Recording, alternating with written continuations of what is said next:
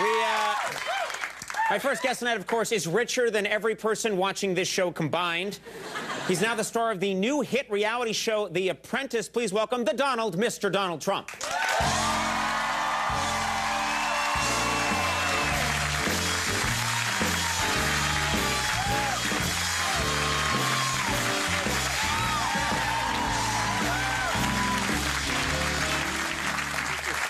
Congratulations. This is such a wild story because there are a lot of people out there that are dying to have a hit show.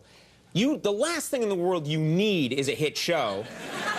You're a billionaire, but you dabble in TV, and overnight it becomes like the #1 show. Well, this is an incredible story. We are honored. I tell you, it's been an amazing success. The Apprentice has just been great, and I've had a lot of fun doing it.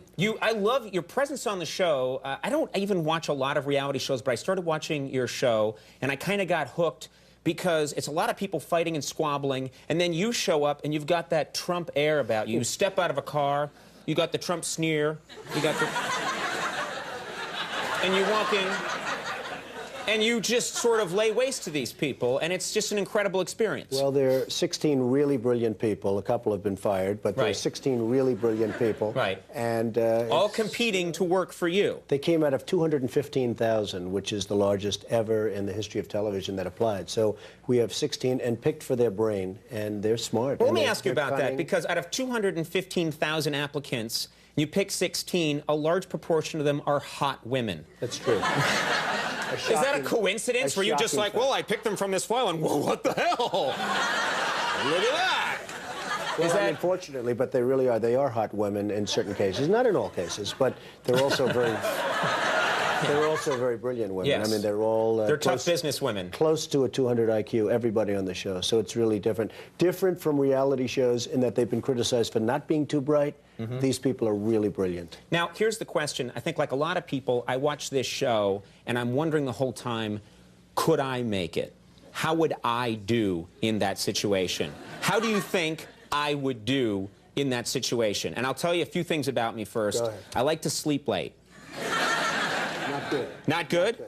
I sort of pop off sometimes at the boss. I lose my temper. If I think my boss is saying the wrong thing, I sort of lose it on him a little bit. Not great. Not great? Not great. If I was on the show and I sort of lost it on you a bit, could I recover from that? I was like, hey, back off, Donald! Would I be able to recover from that?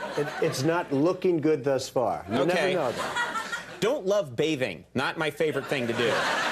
That's really bad. Okay. All right. Sometimes I embezzle, but then usually I pay it back. Well, that's my favorite reason for firing. Oh, okay. I was going to say that. I've had that. Wait, too. I thought you might say that shows initiative right there. This kid's got something. So there was a little bit of controversy even before the show went on the air that one of the contestants had previously been involved in some softcore pornography. Has that all been ironed out? Well, we let it ride. Shockingly, we let that contestant. That contestant is truly beautiful, and yes, we let it ride. I don't know if it's been ironed out. I didn't iron it out, but Mark Burnett and the group thought reviewed it was the tapes carefully and decided. And they said yes. We've watched the tape 600 times. It is softcore. It is softcore, but she does have a 200 IQ, so we'll leave her. All right. There's a part of this. It was actually, I believe this was last week's episode, or was the first week's episode. That's right. The women win their battle, and their prize is that they've done very well. Is they get to go to your apartment. That is correct. And they showed your apartment. Correct. I'd like to very quickly just show a clip. This is where you live. Let's see this very quickly. This is where you live.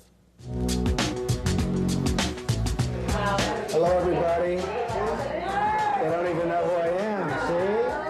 How are you? Okay, congratulations. Let me give you a little tour. Okay? Come on.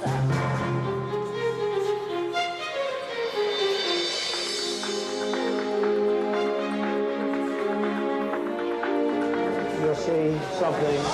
Oh my God! Okay, that's your house. That's where you live. That is where I live. All right. I've asked rappers, and they've said it's a little much.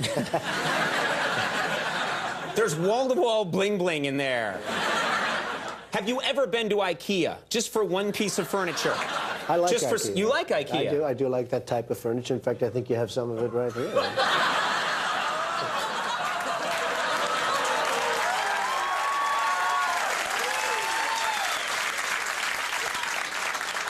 You forget that Late Night with Conan O'Brien is the one place where I can fire anybody. I could fire you right now. Absolutely. And you would leave via helicopter, I believe. Which leads me to my next question. To me, you're like Batman, and I'll explain why.